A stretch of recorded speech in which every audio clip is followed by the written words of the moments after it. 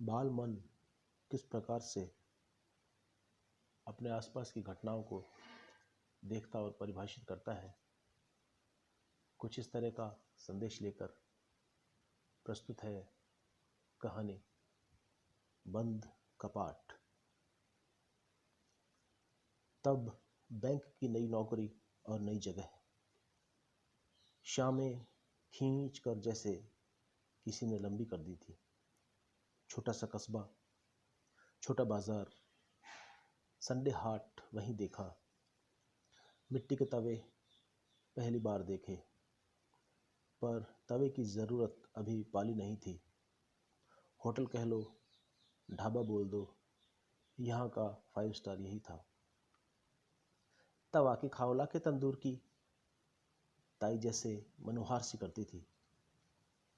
कमरे में खाना बनाने की खेचल होती नहीं थी। सुबह की चाय के बर्तन भी शाम की चाय बनाने से पहले ही धोए जाते थे। सो बैंक टाइम के बाद इधर उधर डोलने का समय निकाल लेते थे।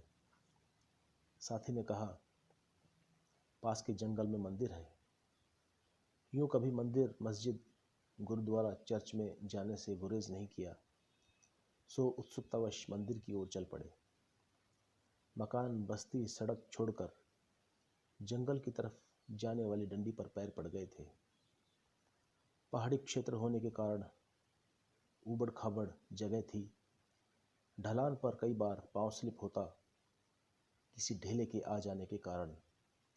यार, इन पे चलना भी अभ्यास मांगता है, वरना तो अब तक कई बार जमीन सूंघ चुके होते। थोड़ी ऊंचाई की तरफ जाकर रेलवे ट्रैक था, डबल लाइंस वाले, अप डाउन। कोई क्रॉसिंग के लिए ट्रेन को किसी स्टेशन पर पिटना नहीं पड़ता था। पटरी पर चलना भी संतुलन मांगता है। वैसे पटरी पर चलना आपराधिक मामला भी बनता है। जैसे ही कानूनी एहसास हुआ तो साथी को बोला कि कोई ट्रेन आ सकती है तो नीचे उतरकर ट्रैक के समानांतर चलना ज़्यादा सुरक्षित होगा। देखो क्या? अरे डरो मत। जब मेरे पैर ठिठके तो साथी बोला, इसे पाटला गो कहते हैं।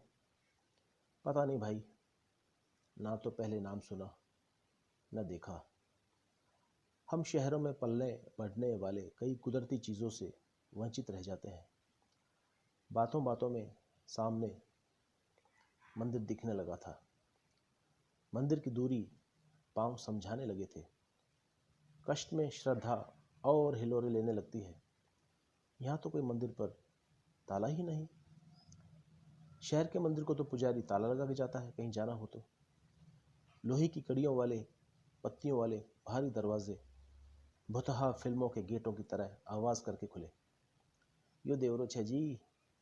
शांत माहौल, अच्छा लगा यार यहाँ आकर। आहा, क्या सुकून है। ऊपर से पसीजे शरीर पर ठंडी हवा, शीतलता का पंखा झल रही थी।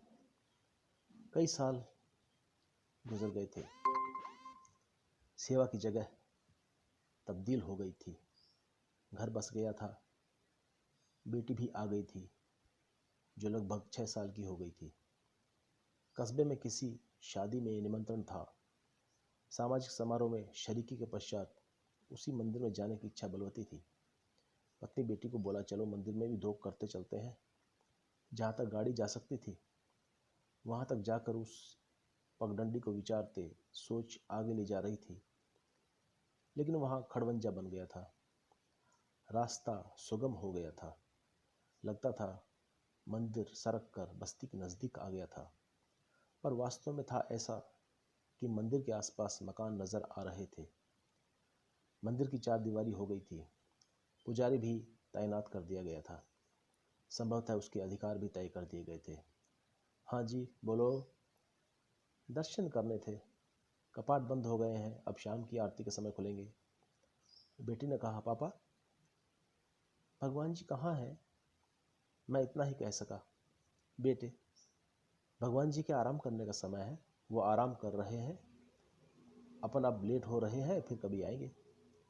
बेटी ने बात पे भरोसा कर लिया था शायद। और हम सामने ही दिखाई दे रही हमारी गाड़ी की तरफ बढ़ चले थे।